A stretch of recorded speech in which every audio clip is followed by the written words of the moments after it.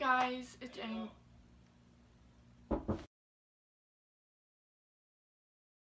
Hey guys, it's Angel, and I know it's been a little like a second since I've uploaded a video. I've just had a lot going on, and I've been very stressed and going through a lot of stuff. So, I guess I'm going to make this video about how I stay positive and my motivation. I'm having a really hard time. Coming up with video ideas, so I really do need suggestions. I do have a time-lapse art video coming up. I'm getting some markers, some alcohol-based markers for that video. In the meantime, I do need some video suggestions. I am going to upload a cover also sometime soon. I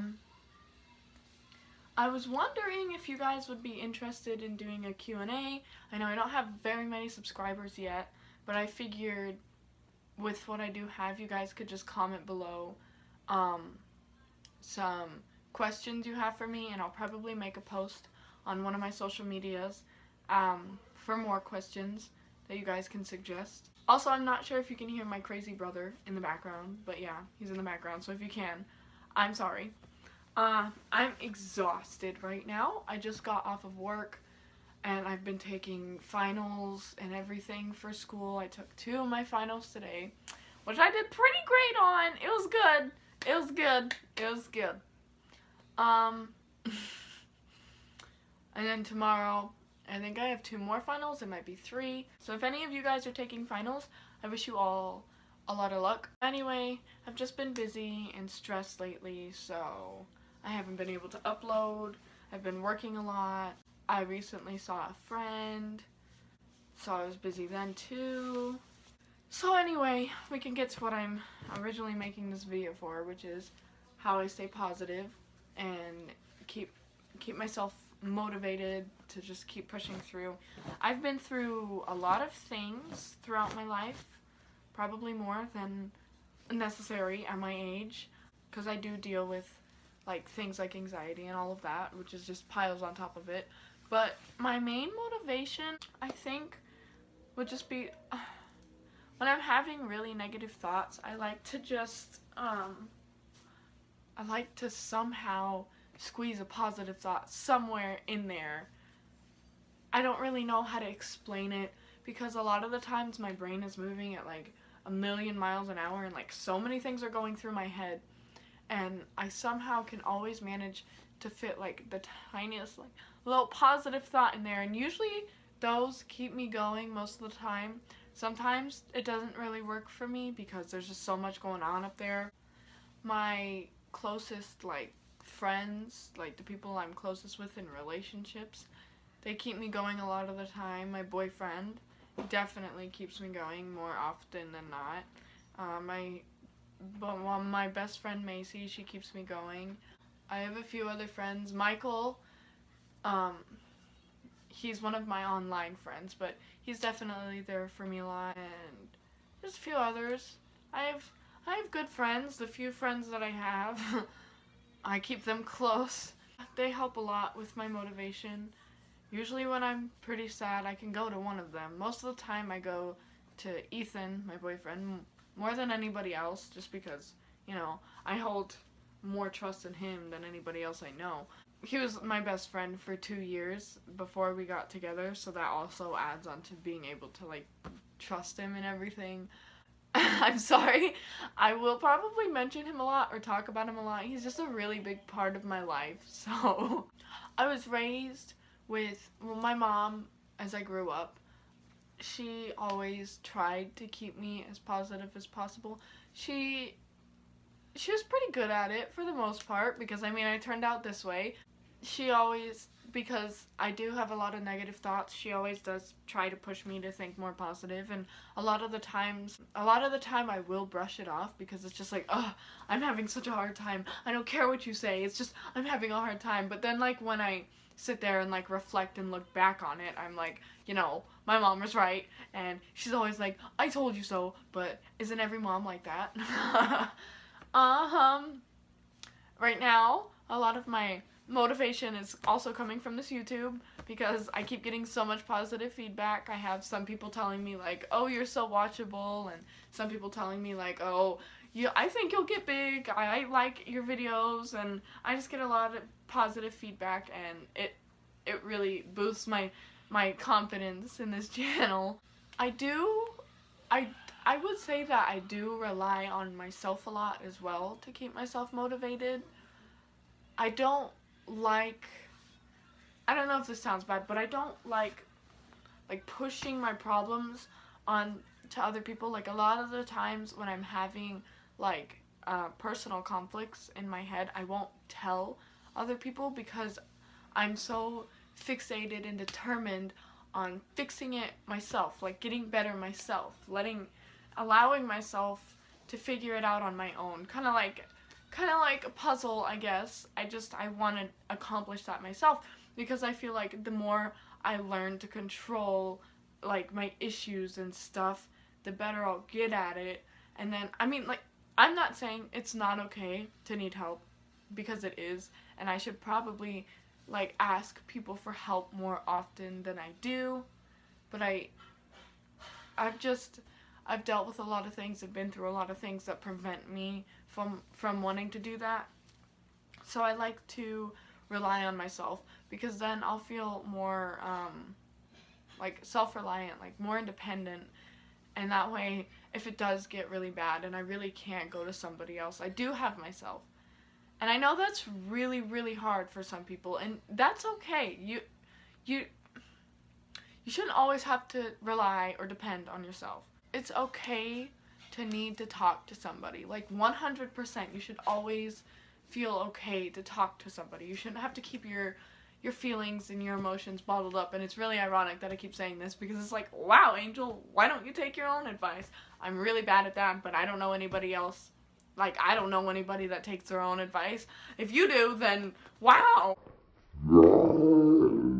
I learned a lot of that from my mom too, because not that it's necessarily a negative thing, but some people like to, like, I don't really know how to explain it. Like, my mom has always, like, taught me, like, don't just completely 100% like expose your personal life to the whole world. If that makes sense, because to me that does make sense. I shouldn't completely like strip myself bare in front of all you guys and tell you all of the stuff I've been through, because my mom does that. She's a personal person, and I didn't realize I would be talking about my mom so much in this video. Hi Mom, I love you.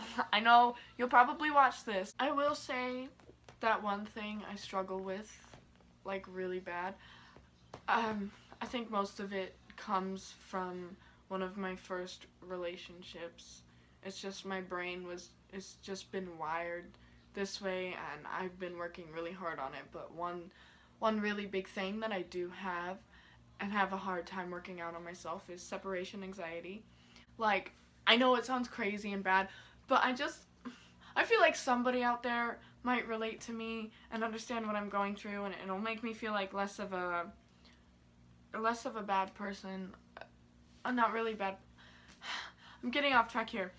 If, like, per se, my boyfriend, if he goes a really long time without talking to me, a really long time to me is like 4 or 5 hours, I start to get really bad anxiety, and I start to have a panic attack. And not a lot of people know that about me. After like an hour or so, my anxiety will start to pick up a little bit. It's different if he's like working. That's different because, like, I know he can't talk to me. Like, he's busy, he's working, so that makes sense. But after like 5 hours or so, maybe if he's like out with friends, I will start to panic because my brain is telling me this is a really emotional topic for me. So I've noticed I've been doing emotional videos, and I guess it's just for you guys to get to know me as a person. Anyway, like if he's out with like friends or something, and it's only because I just start to worry. My brain is telling me like he's mad at me. He'll have no reason to be upset with me, and my brain is like, he's mad at you, he's mad at you, he's mad at you, he's mad at you, and I have a really hard time making that go away on my own. So I will occasionally talk to my closest friends and be like, hey, I'm freaking out, can you help me calm down? But or it'll tell me like he's hurt or he's in trouble, or like I start to worry. But the main thing that my brain likes to tell me is like, he's mad, he's going to leave, he's mad, he's going to leave. And that's just one thing, that's just one thing that I'm like dealing with and battling because of stuff I've been through. Sorry. So if like any of you deal with stuff like that, then I hope you know, like, I get it. I deal with it too. I really hope I'm not the only person in the world that has to deal with that. Because it's really hard, and it makes me feel really out of place sometimes. If you're a really good friend of mine, it's different for friends. My separation anxiety it mostly like correlates with my relationships, like with my significant other. With friendships, it's different. Like after like the most where I start to get sad after not talking to you is like a week. After a week, I start to get like sad. I don't really get paranoid. I just like, I worry. I try to text, like my closest friends, I try to text them at least once a day. But after 2 or 3 days, I'll start to worry a little bit, and I'll be like, hey, I miss you, I love you, talk to me. I try to, sometimes I get issues where I'm just in a slump, and I don't have the motivation or whatever to text them, and I let myself wait the slump out, because I feel like you shouldn't have to be obligated to talk to people if you're just not all there. You should allow yourself healing time to get better until you want to talk to them. And I realized that this video went from keeping my motivation into way deeper topics that I didn't think I was going to end up talking about. My main motivations are myself and my friends. A big motivation for me, because a lot of people struggle with self-confidence and like self-esteem. I know it sounds crazy, and I know it sounds cliche, everybody says it, and it feels impossible to do. When you are having a bad spell and you are feeling self-conscious, and you feel out of place, or like your appearance is just bad, like you just feel uncomfortable. I know it's way easier said than done, but complimenting yourself really raises your self-esteem. I was one of the most self-conscious people that I knew, and you don't have to say it out loud, but at some point, at least once a day, compliment yourself. Say, hey, you're actually pretty cute, or you're not bad looking, or even if it's like, hey, you're smart, or you got this, just in your head. You don't have to say it out loud. You don't even have to look at yourself in the mirror. Just the more that you compliment yourself throughout time, I swear, it's like magic. I swear to you, it works. It really, really works. Because now it's like, I'm not totally always completely comfortable with myself and in my body, but now I'm way more comfortable with myself than I used to be. I can say that I am pretty. I can say that I'm confident and I'm nice, and I can be humble about it sometimes, and that's not a bad thing. You should love yourself, and you should be happy in your own skin. And if you're not, it just takes time to get there, to work up there, but I promise it will get better if you try that.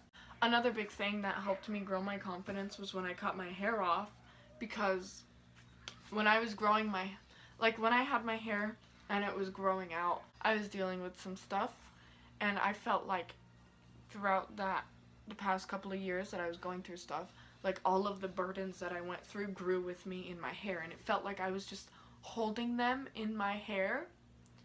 And after I cut it off, it just felt like everything was just, I just felt so free, and it was just gone, and I cut off my burdens.